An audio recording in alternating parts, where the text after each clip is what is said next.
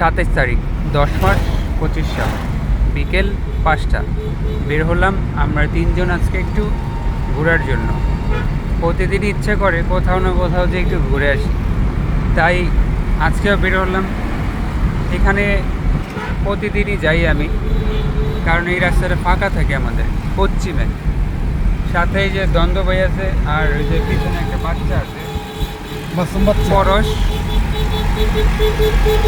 আগে সিএনজি যাচ্ছে।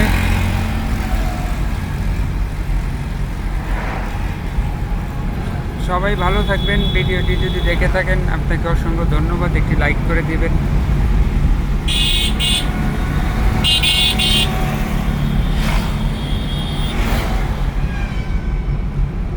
তো রানিং রাস্তা, তো ভিডিও করা ঠিক না, তবুও খেয়াল রেখেই করছি ভিডিও।